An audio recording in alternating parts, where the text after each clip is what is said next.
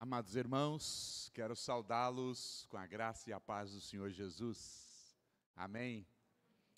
É minha alegria e da Carla estarmos juntos nessa noite, neste final de semana missionário, voltar à nossa igreja, tantas emoções, tantas lembranças, tantas coisas maravilhosas que o Senhor fez em nós, aqui nesta igreja, como fomos agraciados, abençoados pelo tempo que aqui servimos. Então é sempre alegria para nós voltar aqui, ver pessoas novas, crianças. Rapaz, pastor Léo, o que você anda pregando aqui, meu irmão? Rapaz, quase metade da igreja de crianças. É a paçoca do irmão Manuel? Não tem mais paçoca, né? Ainda tem? Que glória, que bênção, louvado seja o nome do Senhor. Bom rever os irmãos e conhecer outros que aqui estão também servindo ao Senhor. Então, recebam o nosso carinho, nossa gratidão, o nosso abraço. E obrigado por tudo, pelas suas orações, pelas mensagens. Estava no continente africano 4 semanas atrás e foi tão gratificante receber mensagem, orações. Isso nos encoraja muito, nos alegra. Muito obrigado pelo vosso apoio, pelas ofertas que têm sustentado a nossa vida, o ministério. Muito obrigado. Como vocês viram, a Vitória mandou um oi aqui, ela não pôde estar conosco. Amanhã ela tem que trabalhar, como eu disse, estudar, alguém tem que sustentar a casa. E eu e a irmã Carla estamos aí pelo mundo. O mundo no bom sentido, né, irmão? Não estamos no mundo. Estamos pelo mundo, pregando o Evangelho do nosso Senhor. E antes de abrir o texto sagrado, eu queria recomendar 2 livros que nós temos ali para vocês, na barraca do Abraão. Tem uma barraca ali atrás chamada Abraão, o pai dos semitas, né? E ali você vai encontrar judeus e árabes juntos. Pode ir lá, não tem problema, não vai dar problema. É uma barraca tranquila. E tem esse livro lá do Abdullah. Acabou de lançar esse livro recentemente. E o tema do livro dele é Por que eu não sou mais muçulmano? Então, interessante, ele responde algumas questões aqui. O que fez ele deixar a vida de seguir o Islã e abraçar o Evangelho do Nosso Senhor. Então, vale a pena você conferir, tem lá na barraca do Salim, na barraca do Abraão. Esse outro livro aqui, ele é um livreto, O Estilo de Vida de um Cristão Mundial, é como você pode se envolver na missão. Ontem eu preguei falando das diversas facetas, de maneiras diferentes de você se envolver na missão.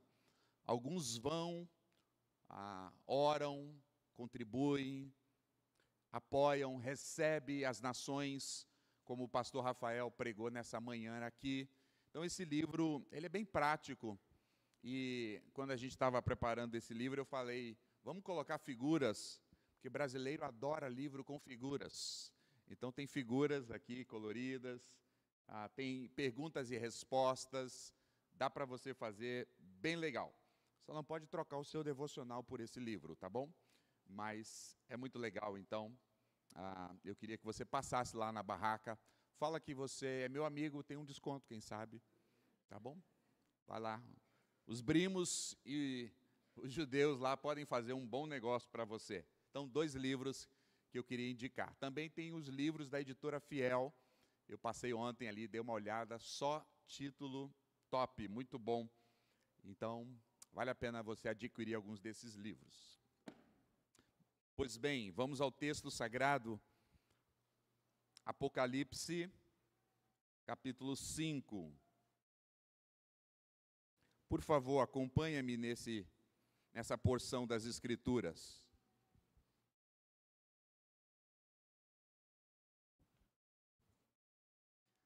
Apocalipse capítulo 5, leremos do 1 a 14.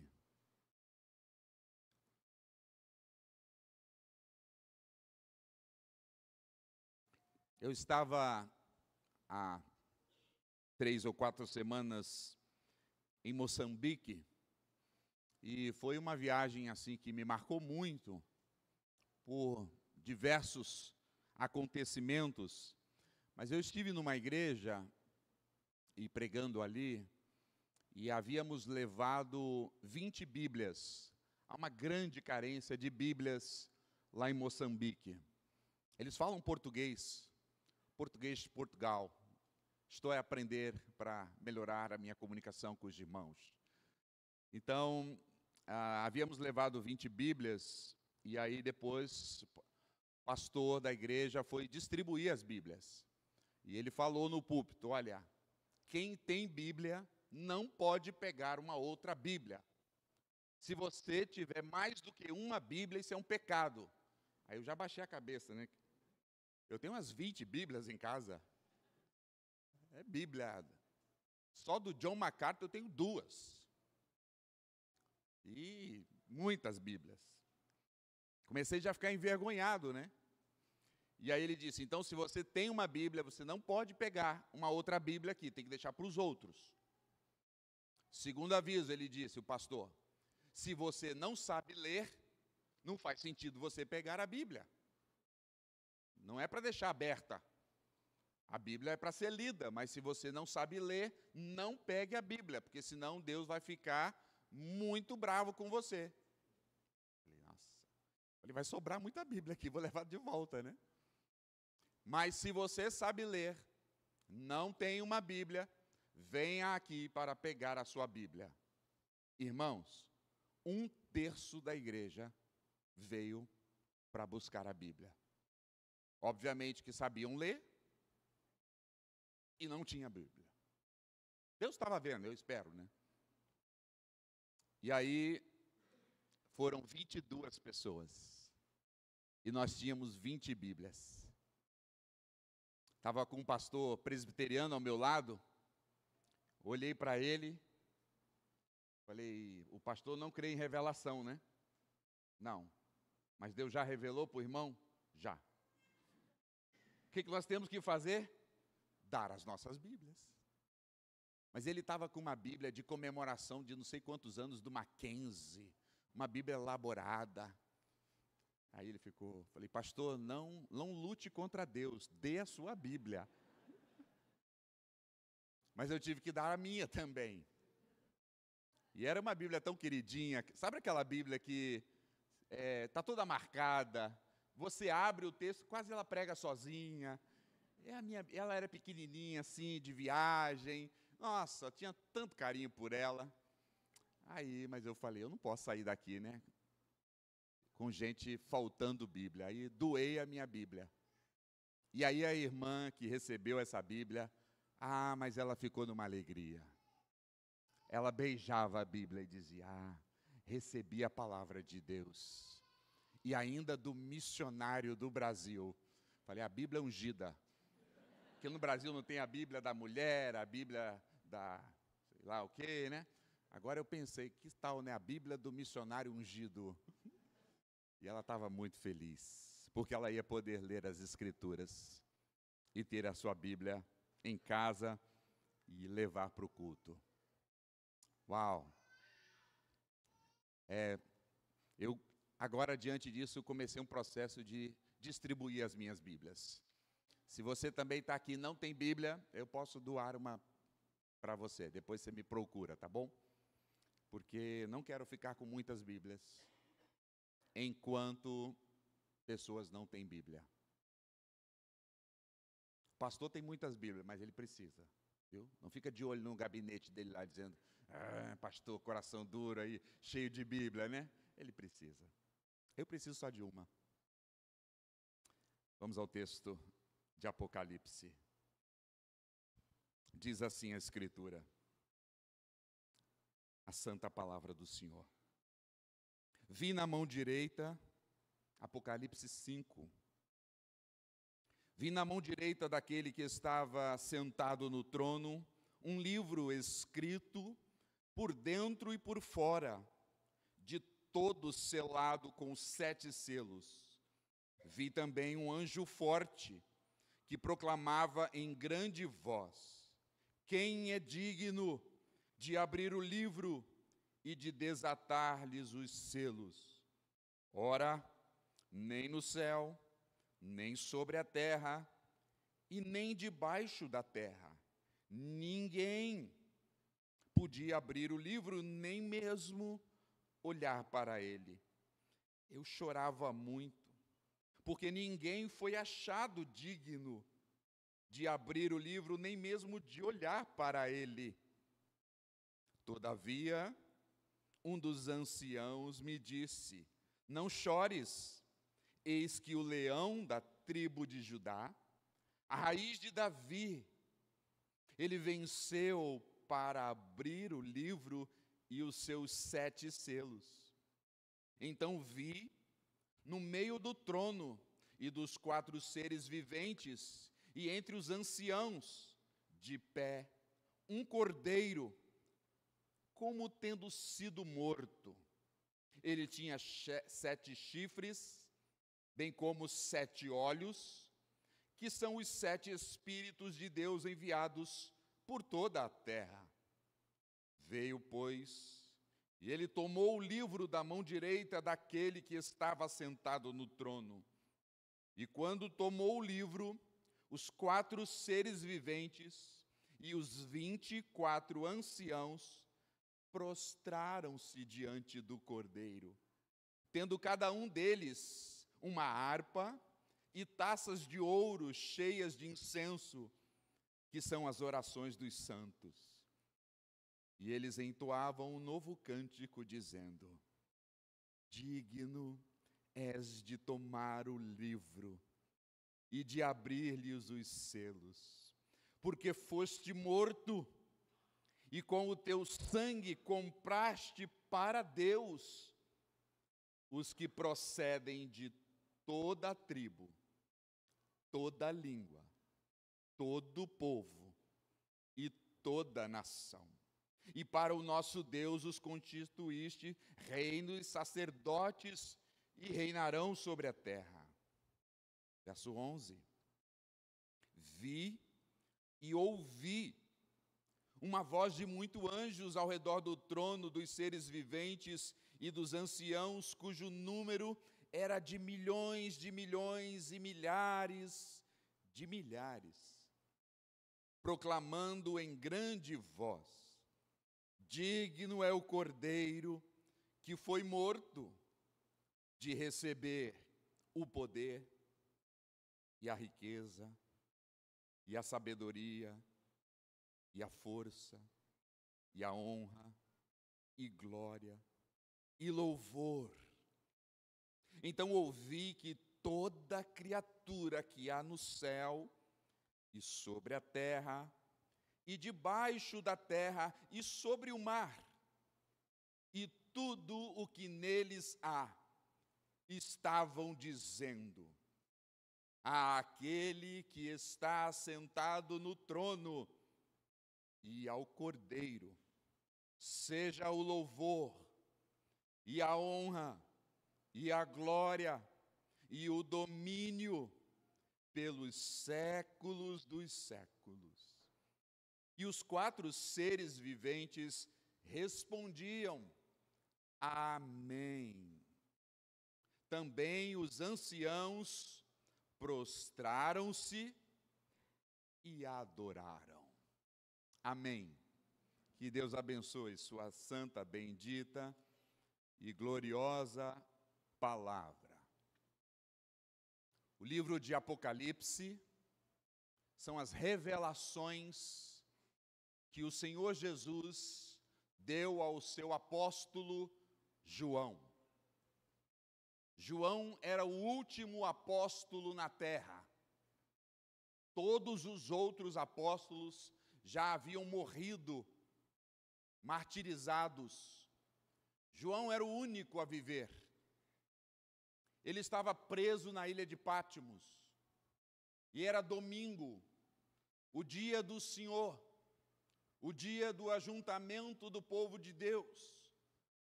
E naquele domingo, o apóstolo João foi visitado pelo Senhor Jesus, que já era o Cristo ressurreto, que já estava à destra do Pai. Não foi que o Senhor Jesus veio à terra, é João que foi aos céus. Diz o texto sagrado que João foi levado aos céus, e tudo que ele viu, todas as revelações que ele depois narrou, escreveu no Apocalipse, foi tudo o que ele viu nos céus. E ele deu detalhes para nós.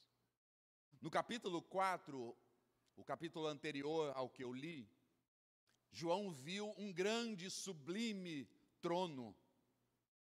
E ele viu assentado nesse trono o Deus Pai, Criador dos céus e da terra, o Todo-Poderoso. E João diz no capítulo 4, depois você pode ler a beleza do texto, que havia adoração, havia glória.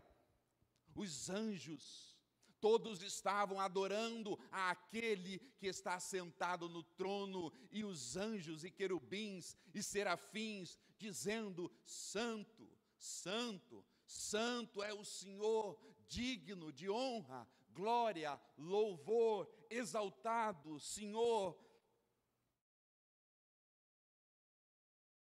Mas no capítulo 5, João vê outras coisas. E é isso que eu queria pontuar para os irmãos nessa noite. João viu o livro, João viu o Cordeiro, e João viu a adoração das nações. O livro, o Cordeiro e a adoração. E é por isso que eu quero basear-me no sermão dessa noite.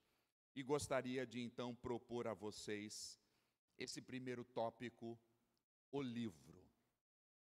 Diz o verso 1 que estava na mão direita daquele que estava assentado no trono, que era o próprio Deus, um livro. Que livro é este? Este livro que está na mão direita de Deus Pai, que está assentado no seu sublime e glorioso trono, este livro não são o livro das profecias, o livro sagrado, a Escritura sagrada. Não era este livro que estava na mão de Deus Pai, à sua direita. Tampouco o livro que estava nas mãos de Deus Pai, o livro que estava às suas mãos, e sobretudo na sua mão direita, não era o livro com o nome daqueles que estão escritos no livro da vida. É outro livro este. Aqui em Apocalipse a gente vê esses diferentes livros. O livro Escritura, o livro da vida, onde o nome dos salvos, dos remidos, dos eleitos estão escritos. Mas não era nenhum dos dois. O livro que estava à mão direita de Deus Pai, que está assentado no trono, é o livro que está escrito todos os decretos, todos os preceitos, todo o plano de Deus, tudo que acontecera, tudo que está acontecendo e tudo que aconteceria estavam escritos, determinados neste livro. João dá detalhes dizendo que neste livro ele estava escrito por dentro e por fora, ou seja, nada poderia ser incluído neste livro. Tudo já estava decretado, tudo já estava determinado, tudo já estava escrito para que se cumprisse conforme a vontade do Deus Pai. Esse livro, diz o verso 1, que ele também está selado, ele não pode ser adulterado. E são 7 selos, perfeitamente selado. Os desdobramentos dos projetos, dos decretos, do plano de Deus, não podem ser adulterados, não podem ser mudados, não podem ser corrompidos. Lá no livro de Salmos, nós vamos ver o salmista dizendo que os nossos dias foram escritos neste livro, todos os nossos dias, e tudo o que estava por acontecer, estavam determinados, decretados neste livro, antes mesmo de cada um de nós existir. Aqui está o plano de Deus. Isso era muito importante para João. O Império Romano estava no controle.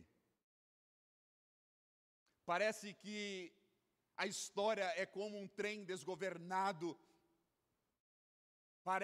Parecia a João que a igreja não seria vitoriosa, que os planos de Deus, os propósitos de Deus estavam a se perder.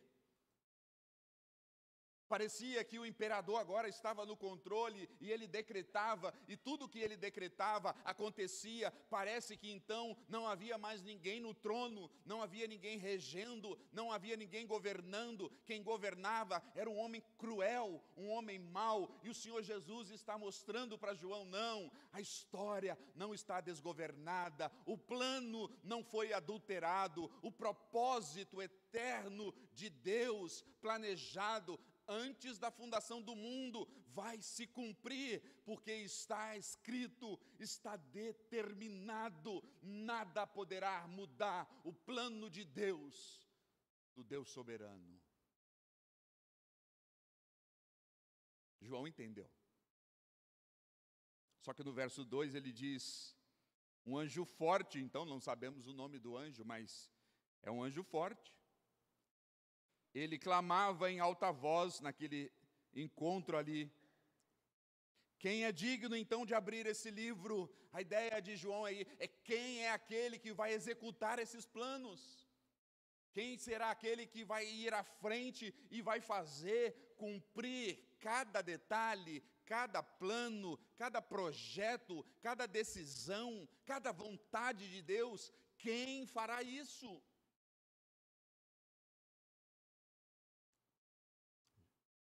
Quem é digno, perguntou o anjo, de abrir os selos e desatar, abrir o livro e desatar os selos?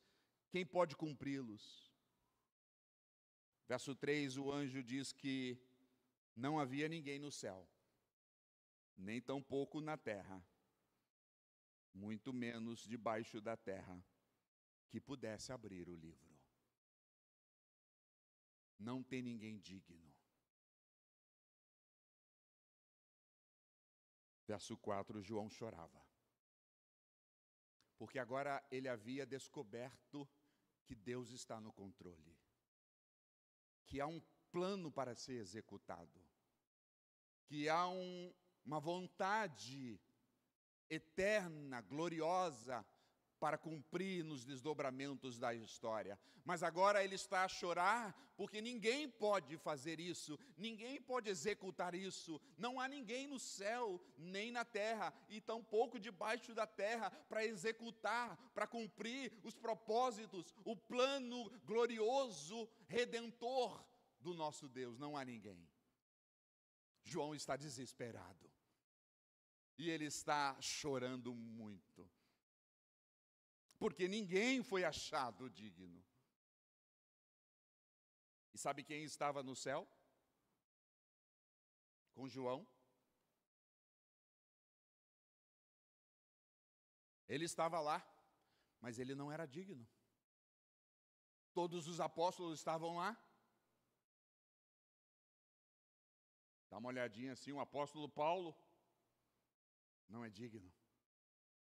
Apóstolo Pedro não é digno. dos apóstolos. E aí talvez ele pense em olhar para o Antigo Testamento e os profetas, Abraão, Moisés, talvez Elias. E todos eles estão a dizer, não somos dignos. Talvez se não há entre os profetas e entre os apóstolos, quem sabe uma mulher pode salvar.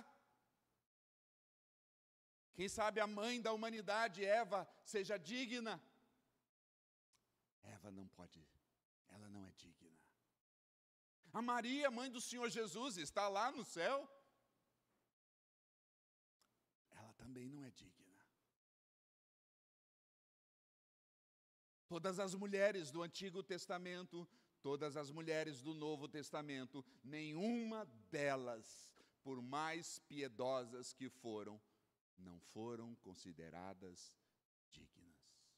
Nenhum anjo podia, nenhuma criatura podia abrir os selos, abrir o livro e nem desatar os selos. João está chorando.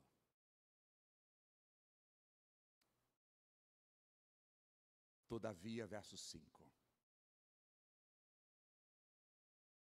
Todavia, um dos anciãos me disse, não chores, ó apóstolo. Não chore. Quando vemos sobre o livro, qual é a aplicação que nos cabe hoje? Houve uma aplicação para João. A aplicação para nós hoje é que a nossa vida, ela não está jogada ao vento. A nossa vida não é uma vida sem planos e propósitos. A nossa vida foi planejada por Deus, foi pensada por Deus,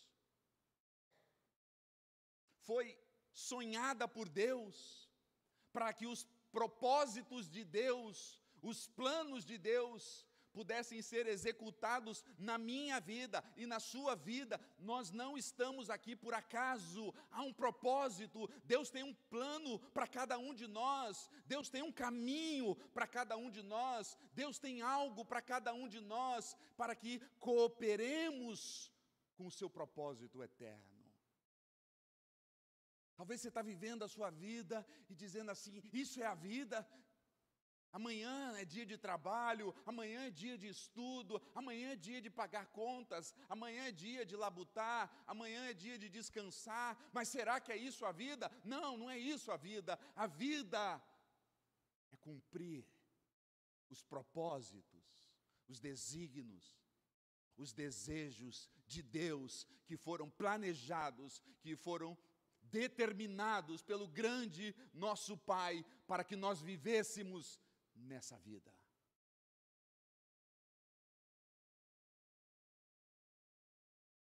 Talvez você está dizendo, por que está acontecendo o que está acontecendo comigo? Talvez você está olhando a política brasileira dizendo, está tudo perdido, pastor. O Brasil já é um trem desgovernado, vai para o precipício, está tudo perdido, já foi tudo dominado, o mal está crescendo, o mal vai vencer, o mal é maior, o mal vai triunfar no final. E João viu e nos lembra nessa noite que não. Tem alguém no controle, um Deus soberano, um Deus que tem um propósito eterno, santo, e Ele vai cumprir os seus propósitos, Ele vai cumprir o seu plano, Ele vai cumprir tudo aquilo que Ele planejou e determinou nos seus detalhes, na minha vida, na sua vida e na história. Esse Deus que controla a história, também é o Deus que controla os detalhes da sua e da minha vida. Você deveria ter expectativa, desejo de dizer, Senhor, eu quero viver os teus planos, os teus projetos, tudo aquilo que o Senhor determinou para a minha vida. Não vivo mais eu, disse o apóstolo Paulo, Cristo vive em mim. Eu quero viver para ti, eu quero fazer aquilo que agrada o seu coração, eu quero que a minha vida seja uma vida de honra, de glória, e eu quero cumprir tudo aquilo que o Senhor decretou e desejou e planejou para a minha vida, Senhor. É isso que eu quero. Nós deveríamos ter essa expectativa, esse desejo e essa oração.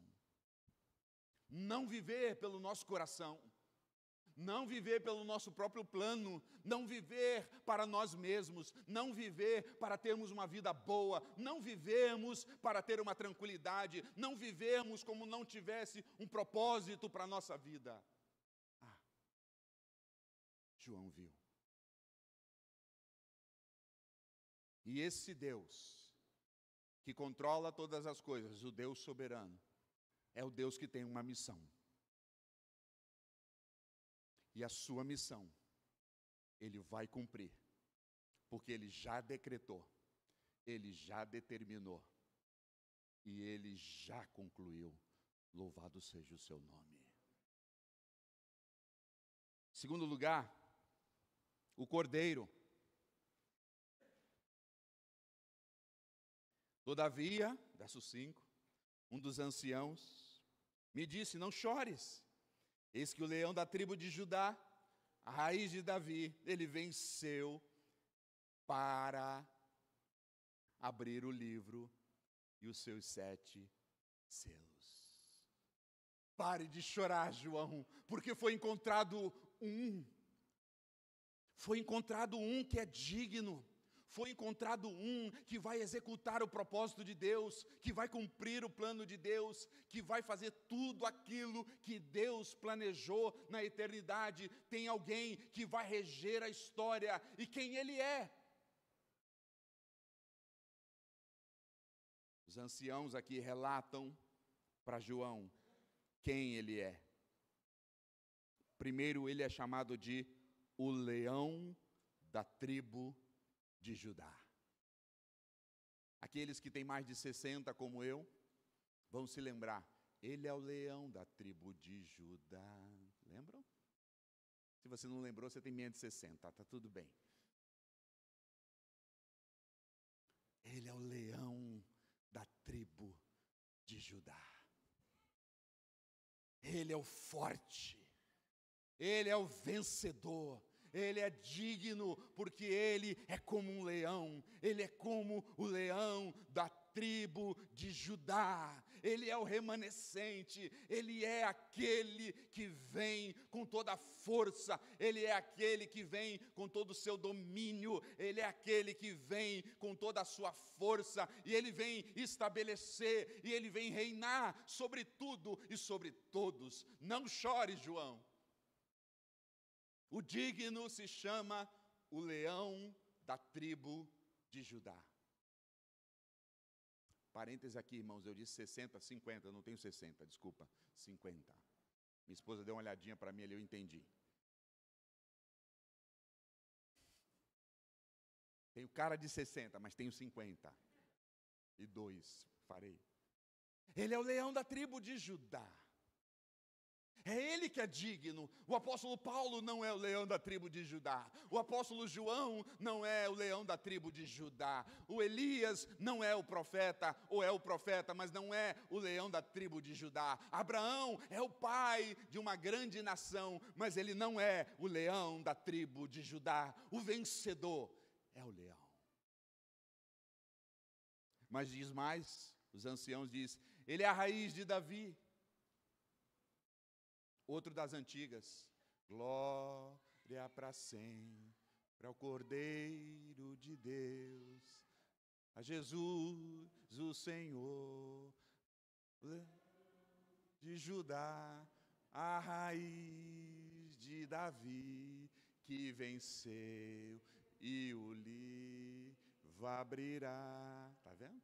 Também com 50 não dá para lembrar esses hinos da época do século passado, né?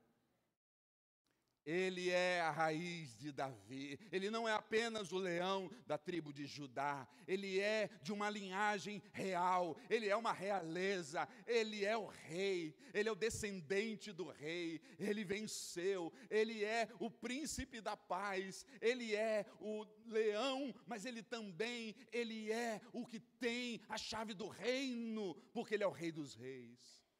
É o descendente de Davi.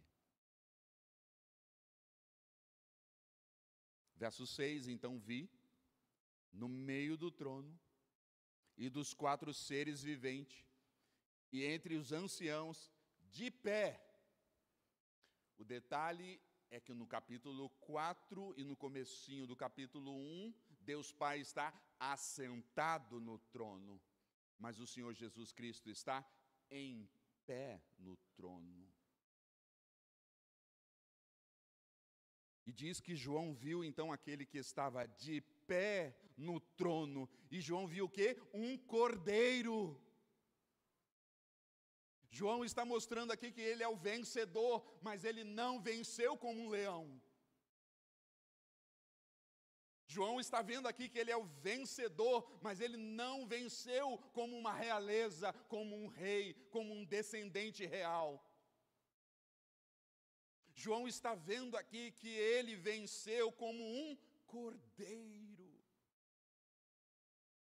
E diz mais o verso 6, ele é um cordeiro como tendo sido morto, ou em algumas outras versões, ou talvez poderíamos traduzir, ele é um cordeiro manchado de sangue.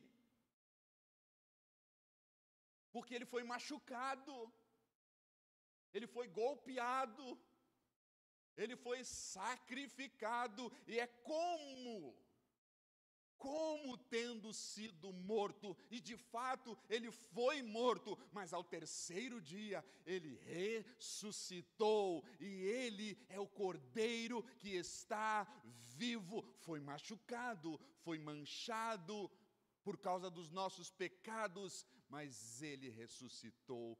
Ele é o cordeiro, e ele venceu como o cordeiro. Mas os anciãos dizem mais sobre ele.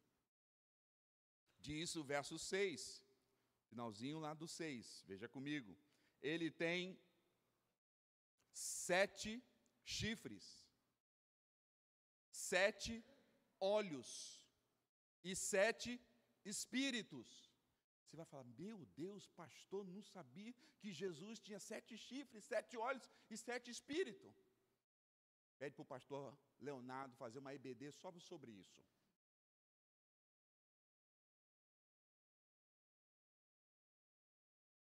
Os anciãos estão dizendo ali que o cordeiro não é apenas um cordeiro. O cordeiro é o próprio Deus. É o Filho de Deus, porque chifres, força, no Antigo Testamento, sobretudo, era para demonstrar o seu poder, a sua onipotência. João está vendo então que ele venceu, mas ele era aquele que tinha todo o poder.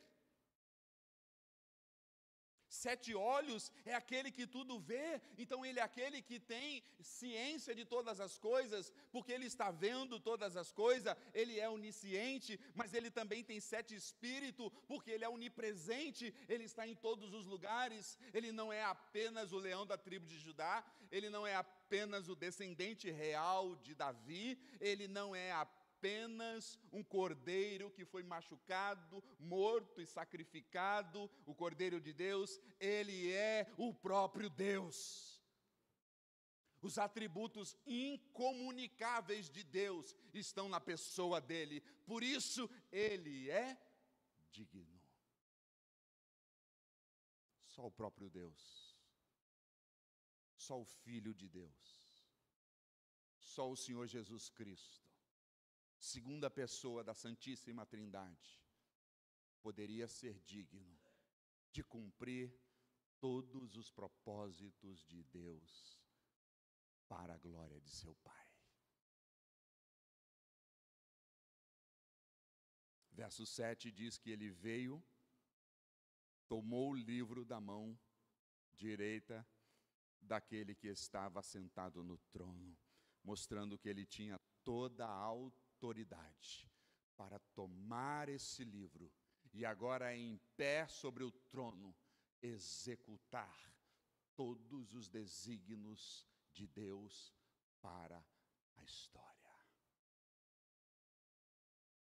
E qual é a aplicação que nós podemos trazer para a nossa vida aqui hoje? Aquele que é digno, o Senhor Jesus Cristo, está aqui no nosso meio. Nós não podemos vê-lo, nós não podemos tocá-lo, mas Ele está aqui, no meio dessa congregação, para receber os nossos louvores. Mas Ele não está apenas aqui, Ele está com você. Amanhã, no seu dia difícil, Ele está com você. Amanhã, nos dias de sua luta contra o pecado, contra as tentações, Ele está com você. Não é um momento de alegria que você vai celebrar, que você vai festejar por algo lindo que Deus fez na sua vida, ou por uma bênção recebida. Ele está lá com você. Mas quando você passar pelo vale da sombra da morte, no dia terrível, no dia da dor, no dia do desespero, no dia da enfermidade, Ele está lá com você. Porque Ele é onipresente, mas Ele também é onisciente. E talvez você está dizendo, mas ninguém sabe o que eu estou passando. Ele sabe. E talvez você está pensando, ninguém pode resolver essa situação na minha vida, ninguém pode tirar esse pecado da minha vida. Ele tem todo o poder, Ele tem 7 chifres de força, Ele já pagou o preço pelo seu pecado, e Ele pode te libertar mais uma vez dessa escravidão do pecado. Por quê? Porque Ele é digno. Então, se Ele é digno e se Ele está com você no dia bom, no dia ruim, então Ele quer que você viva para Ele. Nenhuma esposa, por mais brilhante que seja, por mais piedosa que seja, por mais amorosa que seja, nenhuma esposa é digna que nós vivamos a nossa vida inteira para ela. Nenhum marido, por mais que seja o homem mais piedoso, o homem mais amado, o homem mais amável, um homem de Deus, não é digno que a sua esposa viva para ele de louvor, mas o seu Cristo, o seu Salvador, o seu Cordeiro, que morreu no seu lugar, que sacrificou o seu sangue, ele é digno que você viva para ele. Ele é digno que você o adore. Ele é digno que você o reverencie. Ele é digno que você o ame de todo o seu coração. Portanto, irmão, sabe por que talvez a sua vida não tem dignidade? Talvez você está dizendo assim, minha vida, pastor, é cinza. Minha vida é monótona. Minha vida é chata, minha vida é previsível, ou imprevisível.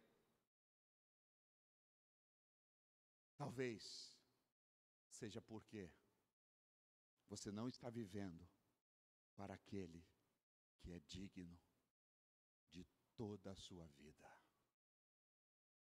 Nessa conferência, nessa noite, nesse domingo, o Senhor Jesus, Ele está relembrando para você, Ele é digno.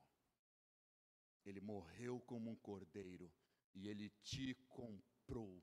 Você é dele. Não viva mais para si, não viva mais para o pecado, não viva mais para esse mundo, não viva mais para as coisas dessa terra. Viva para Ele, porque Ele é digno. Ele é o leão da tribo de Judá, Ele é o descendente de Davi, Ele é o cordeiro que morreu no nosso lugar, Ele é o Filho de Deus, onisciente, onipresente e onipotente. Viva para Ele.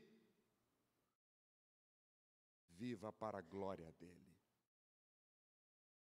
Por fim, depois de termos visto o livro, visto o cordeiro, vejamos, pois, a adoração.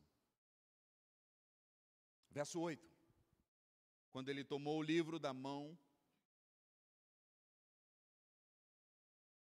direita, tinha um relógio ali, pastor, ele foi arrebatado? Gostei da estratégia, pastor. Na minha época, o povo ficava olhando para trás ali, vendo o relógio, tiraram o relógio. Glória a Deus por quem teve essa brilhante ideia de tirar o relógio. Porque relógio não é de Deus. Pastor Leonardo está dizendo, prega a palavra, pastor, para aí.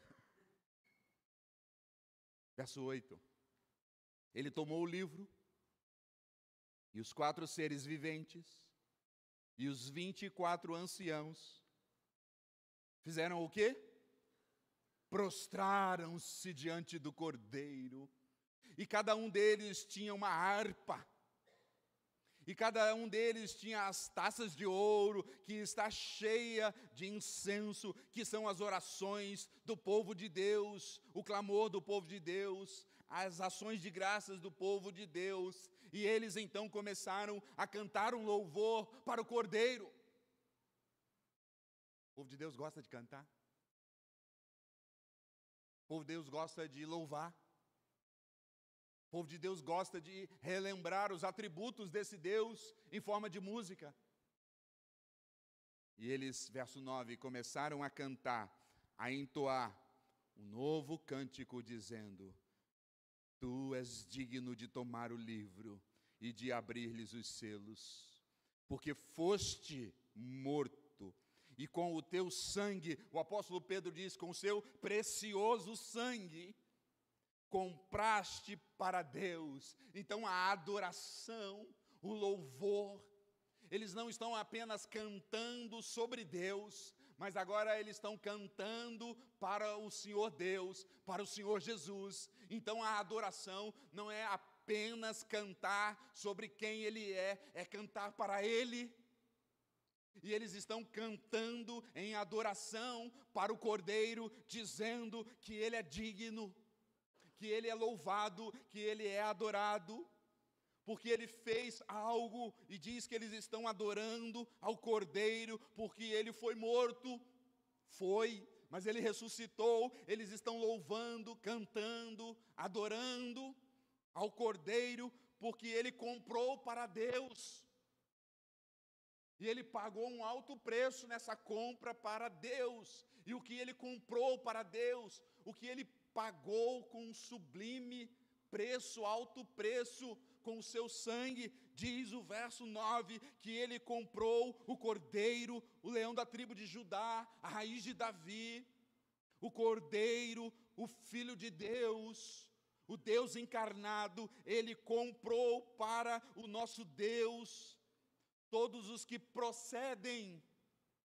de toda a tribo, de toda a língua, e de todo o povo, e de todas as nações. João viu aquele grande e glorioso dia, as nações reunidas, as línguas, as tribos, os povos, as culturas diferentes. João está vendo o final da missão, as nações prostradas, adorando, dizendo: glórias ao Cordeiro, digno é o Cordeiro, honra ao Cordeiro, louvor ao Cordeiro, para todos sempre. O final já está executado. João viu o que já está por acontecer, mas já aconteceu, as nações prostradas.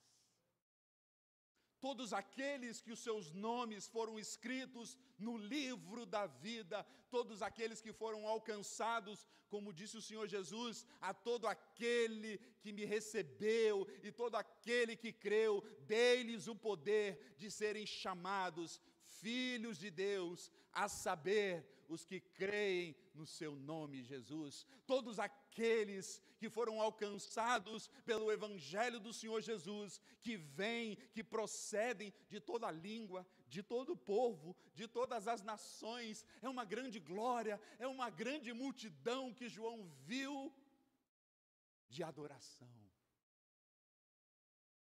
É sobre isso que nós estamos falando quando estamos falando de missões. Quando nós estamos falando de missões, nós não estamos falando de distribuir folhetos.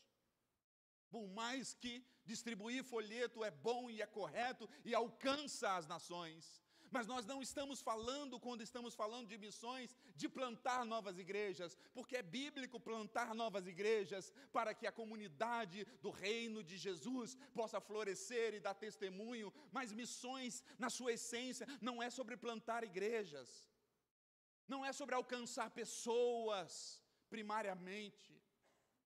Não é cruzar fronteiras. Quando nós estamos falando de missões, nós estamos falando da glória de Jesus entre as nações. Quando nós falamos de missões, nós estamos falando como o salmista: alegrem-se as nações, regozijem-se os povos, regozijem-se no Cordeiro que venceu. João viu no último dia todos os que recebeu a Jesus, que procedem de toda tribo, língua, povo e nação. Todavia, atenção aqui, isso não é uma mensagem, não é uma mensagem universalista.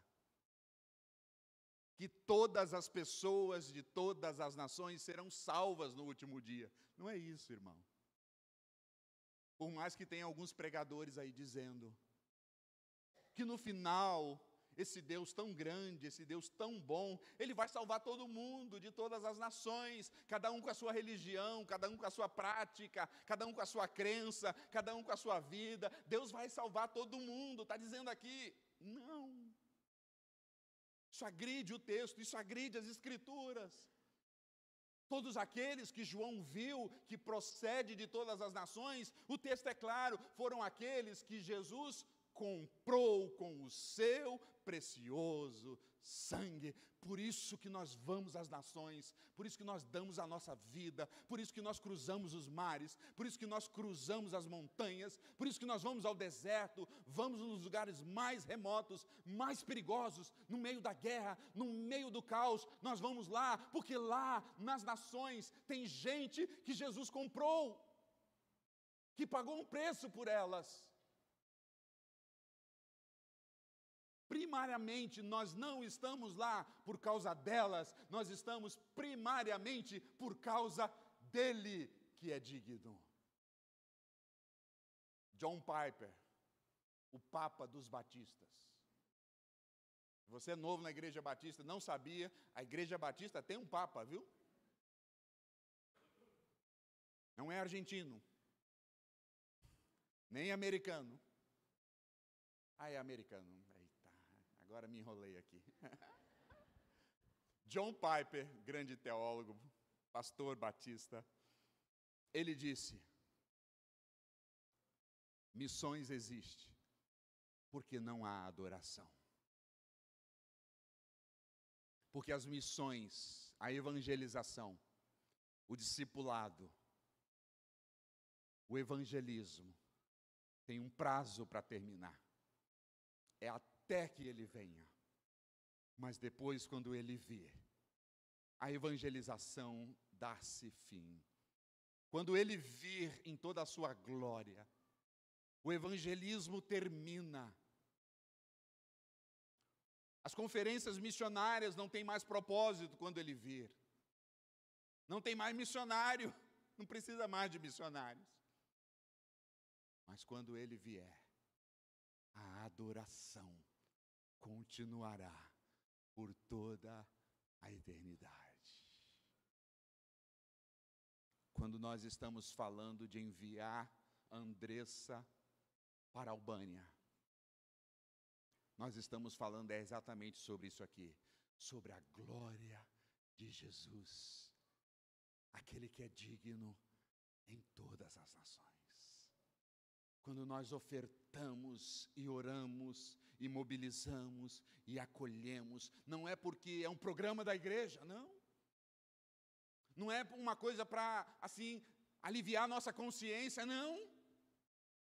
Não é uma coisa porque é legal, é bonito, as culturas, as comidas que nós vamos desfrutar daqui a pouco. Não é por causa disso, não. Quando nós falamos da oração na obra missionária, quando nós falamos da mobilização na obra missionária, quando nós falamos no acolher, quando nós falamos no dar, no ofertar, no enviar, nós estamos falando da glória de Jesus que há de chegar nesse glorioso dia que os povos, as nações, as tribos e as línguas de todos aqueles que Jesus comprou estarão diante dele para o louvor da glória de Deus Pai. Verso 11, João diz que viu e ouviu uma voz de muitos anjos ao redor do trono e os seres viventes e todos os anciãos, e o número era de milhões e milhares e milhares. E eles estavam proclamando, e eles estavam anunciando, e eles estavam dizendo, digno é o Cordeiro. Percebe esse texto? É sobre dizer, digno é o Cordeiro. Missões é dizer, digno é o Cordeiro. Missões é levar o nome, a mensagem do Cordeiro para as nações, para que no último dia todos os povos, todas as etnias, todas as nações deem glória por toda a eternidade a Jesus. Mas veja o verso 13, e eu quero terminar aqui. Então João viu e ouviu de que toda criatura, percebe que agora ele não se detém aqui aos eleitos, aos salvos, ao povo que Jesus morreu na cruz. Ele vai agora para toda a criatura. João vê toda a criatura naquele último dia, toda a criatura que há no céu, toda a criatura que há na terra, toda a criatura que há debaixo da terra, e toda a criatura sobre o mar, e tudo que foi criado, e tudo que nele existe, nesse dia, estava dizendo o quê? Glórias ao Cordeiro.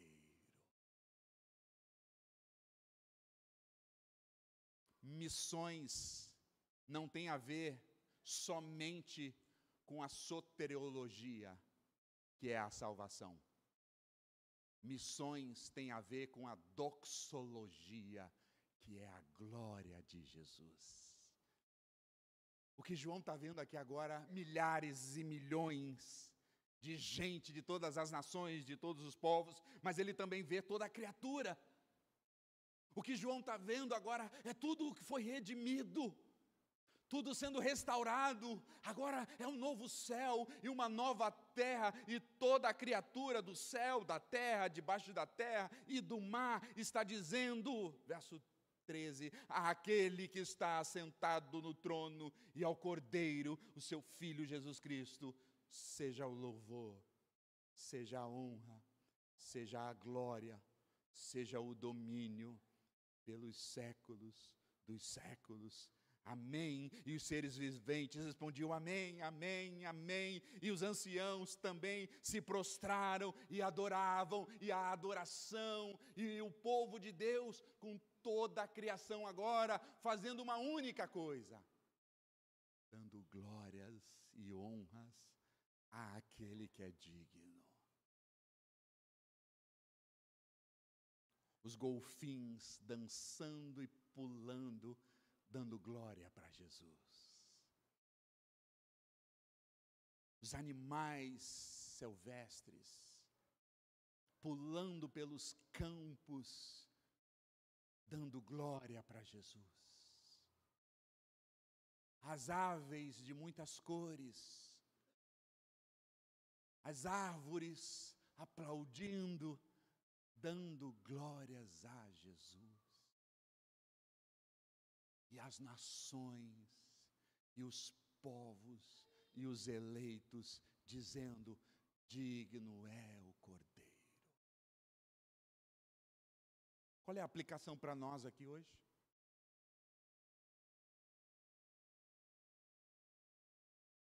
Quando você não se envolve com a missão, eu disse ontem, há diferentes meios de se envolver com a missão. Mas quando você não se envolve com a missão, quando você faz pouco caso para as nações, quando você diz missionário, missões, isso não está no meu vocabulário, não está na minha agenda, não é parte da minha vida. Será que você é um verdadeiro adorador? Porque um verdadeiro adorador,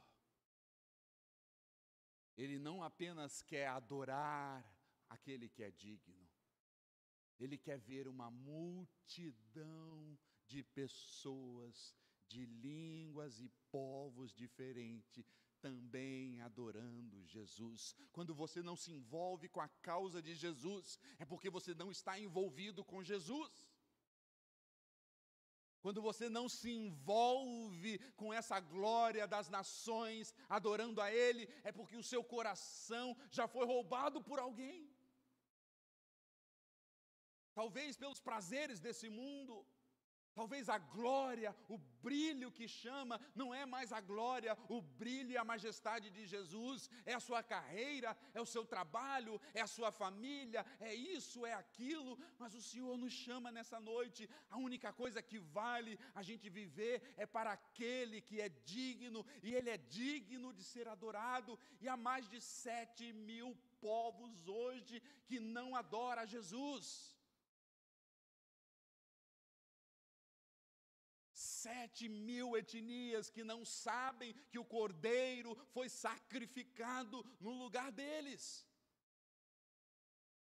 Nós não estamos chamando você para um programa, nós não estamos chamando você para uma outra coisa, nós estamos chamando você para a missão de Jesus, e a missão de Jesus é fazer o seu nome glorioso, o seu nome, a sua majestade, a sua beleza, a sua fama entre todas as nações. E talvez você diz, pastor, olha para a minha vidinha, é isso aqui. Mas se você é um adorador, se você adora Jesus, Jesus espera. Jesus tem expectativa. E você também deseje o que Ele deseja, que é a sua glória entre todas as nações. Como é que vai terminar tudo? O mal vencendo. Como é que vai terminar tudo? Jesus sendo adorado, louvado e glorificado, porque Ele é digno. Qual é o seu envolvimento nessa obra? Jesus está te chamando para ir? Bora! Jesus está te chamando para enviar outros, para cooperar, para que outros possam ir? Vamos fazer isso. Jesus está chamando para separar parte do seu tempo na intercessão, orando pelos missionários, orando pelas nações, orando pelo progresso do Evangelho. Dobre seus joelhos. Jesus está te chamando para mobilizar, para se juntar a uma equipe na igreja que possa inflamar a igreja com essa glória de Jesus. Vamos, descruze os braços, é hora, os campos estão brancos. Há uma urgência. Os dias estão caminhando para o fim. Há um propósito de Deus para a sua vida. Jesus te comprou para que você viva para Ele, para que você o adore, para que você o glorifique onde você está, mas que você abra os seus olhos e vejam que as nações estão clamando pelo Cordeiro. Qual é o seu papel? Qual é a sua participação? Esse privilégio não é meu somente, esse privilégio não é apenas da Andressa que está indo, Esse privilégio não é apenas dos pastores, dos missionários, esse privilégio é dos adoradores. Você é um adorador? Você reconhece a dignidade de Jesus? Que comece a arder no seu coração o desejo de Ele ser honrado, glorificado entre todos os povos da terra, para que todos os alcançados pelo Cordeiro o adorem. Vamos orar.